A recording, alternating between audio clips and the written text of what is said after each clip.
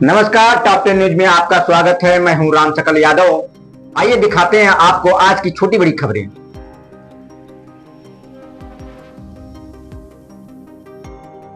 आजमगढ़ जिला से खबर है, जहां यूजीसी यानी विश्वविद्यालय अनुदान आयोग द्वारा प्रस्तावित नए नियमों एवं बिल को लेकर स्वर्ण समाज और छात्र संगठनों में गहरा रोष व्याप्त है। इसी क्रम में स्वर्ण छात्रों के हित की रक्षा की मांग को लेकर एक ज्ञापन सौंपा गया, जिसमें यूजीसी के प्रस्तावित नियमों को वापस लेने तथा उनमें व्यापक संशोधन की मांग की गई।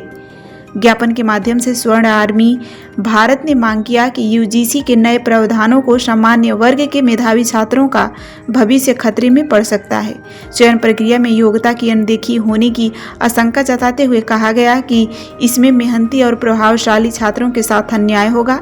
ज्ञापन में प्रमुख रूप से यह बात उठाई गई कि प्रस्तावित नियमों के चलते सामान्य श्रेणी के छात्रों के लिए उच्च शिक्षा और शोध से जुड़े अवसर सीमित हो सकते हैं।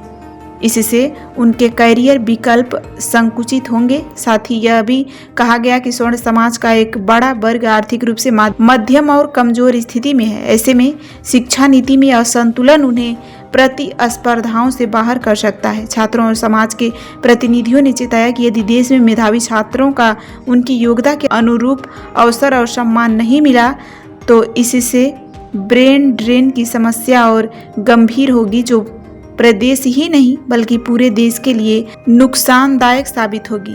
ज्ञापन में उत्तर प्रदेश सरकार से आग्रह किया गया कि वह इस गंभीर विषय को केंद्र सरकार के समक्ष मजबूती से उठाए और यूजीसी के इस विवादास्पद बिल पर पुनर्विचार कराए। साथ ही मांग की गई कि किसी भी बड़े नीतिगत बदलाव से पहले छात्र संगठनों, शिक्षाविदों और हितधारकों से व्यापक संवाद किया जाए। अंत में यह विश्वास जताया गया कि प्रदेश की संवेदनशील सरकार स्वर्ण समाज के छात्रों के भविष्य को ध्यान में रखते हुए उचित कदम उठाएगी और उनके अधिकारों व हितों की रक्षा करेगी। उपाध्याय बिजौली ग्राम का निवासी हूँ और स्वर्ण आर्मी आजमगढ़ मीडिया प्रभारी हूँ। देखिए, अभी आपने पत्रकार महोदय ने पूछा कि कैसे स्वर्ण जात के खिलाफ है या स्वर्ण समाज के खिलाफ है, तो सबसे पहले यह जो कानून है वह स्वर्ण समाज के खिलाफ ही लाया गया है। आप बताइए ना, जैसे बना हुआ है एक कमेटी बनेगी, ठीक है, कमेटी में कौन कौन है? केवल ओबीसी, एसटी, एससी, आर्थिक रूप से जो कमजोर लोग हैं, जो विकलांग लोग हैं। स्वर्ण समाज के लोग कहाँ हैं इसमें? कोई एक भी सदस्य है? अगर है तो हम लोग गलत हैं, तब तो ये जाति के आधार पर भेदभाव नहीं, अन्यथा भेदभाव है। पहला चीज। दूसरी चीज, जो इक्विटी स्क्वाड बनाया जाएगा, फिर उसके बाद जो सेंटर बनाया जाएगा, उसमें क्या कोई स्वर्ण समाज का एक भी व्यक्ति है?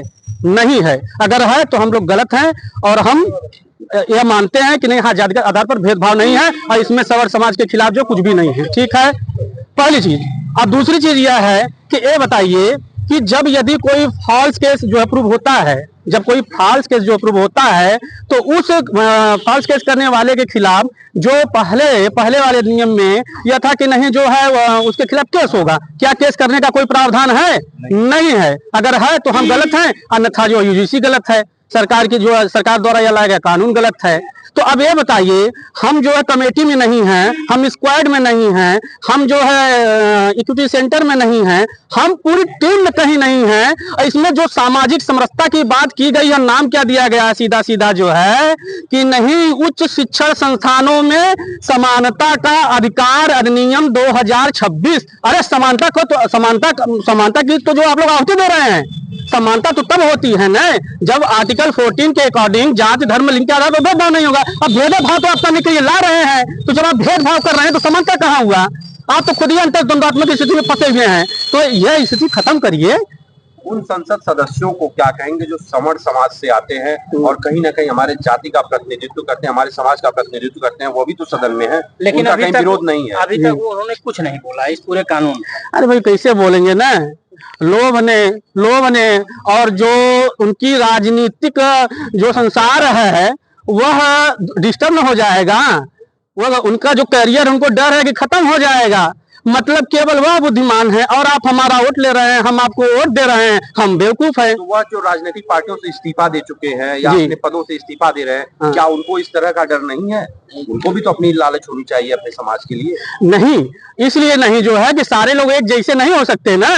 मुंडे मुंडे मतलब भिन्ना, समाज में जितने लोग हैं सारे लोगों की ना स्मृति एक जैसी हो सकती है, न सोच एक जैसी हो सकती है। तो जो लोग त्याग की भावना रखते हैं, जिनको यह है कि हमारी वर्तमान पीढ़ी और आने वाली पीढ़ी जो है भयभीत होगी, शिक्षा केंद्र से दूर होगी, जो शोध केंद्र है वह शोध केंद्र ना होकर के जाति केंद्र बनेंगी, वो तो हम लोगों के समर्थन में आ रहे हैं। और जिनको यह लग रहा है कि जिन पर जो है वैचारिक हिंसा जो है प्रभावी है, लोभ प्रभावी है, तो भाई वो तो नहीं आएंगे। और नहीं आएंगे तो उनके लिए भी हमने जो है औषधि केंद्र खोल रखा है। वह औषधि हम उनको जो है प्रदान करेंगे कि ताकि जो है या तो हमसे वोट मत लीजिए, और वोट लीजिए तो हमारे लिए काम करिए।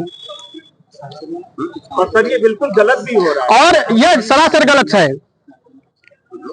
जिसे लेकर जहां एक तरफ भाजपा के सवर्ण सांसद इस पर चुप्पी साधे में, चाहे वो विधायक हो चाहे नेता, लेकिन आजमगढ़ के सांसद धर्मेंद्र यादव ने कहा कि यह कानून पूरी तरह से गलत है या वापस।